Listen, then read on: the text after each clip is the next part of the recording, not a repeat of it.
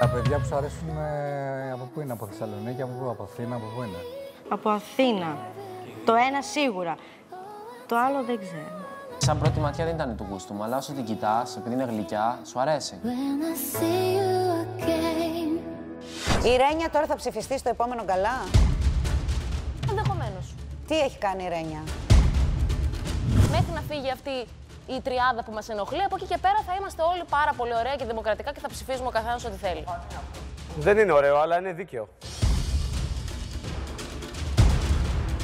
Ερχόμενο στο παιχνίδι εδώ πέρα και γνωρίζω τα παιδιά, και ο Βασίλης και ο Ιώνας μου είπαν ότι έχει τη σειρά μου.